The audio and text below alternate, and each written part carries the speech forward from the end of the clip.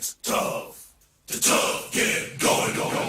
Our brief was to promote and sell tickets to Australia's upcoming series of World Cup qualification matches against Uzbekistan, Bahrain and Japan.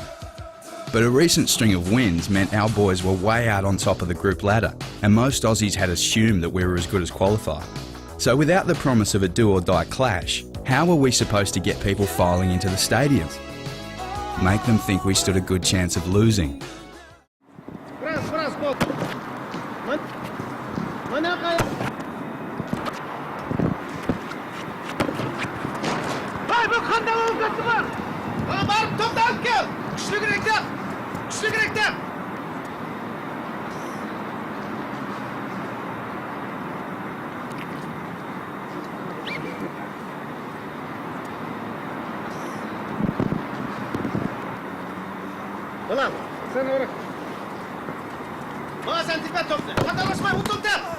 This seemingly authentic video was the first of 3 clips which we created to showcase the newly acquired skills of our opponents, who had taken on some bizarre training methods.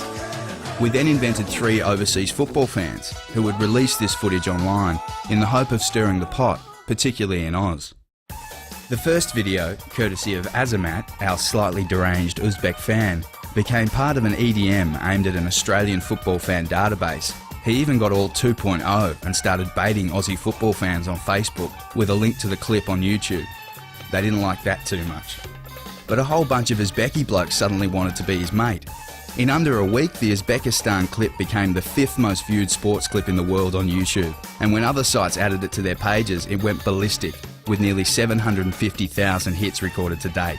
And after the next 2 videos were released, the total campaign hit rate crept past 1.2 million. With the attention hitting its peak, we recut each video and launched a TV campaign, making it seem as though the FFA had commandeered the footage and created a retail-driven response under the premise, qualification just got harder. We also created a run of radio ads, shaped as prank calls to Socceroos players from their opposition. Hello, Mark Schwarzer speaking. Hello, Schwarzer. Hello, who is this? Just a call to say I break another goalpost at the training today. What? I hope you prepare yourself, for my foot is mightier than your hand.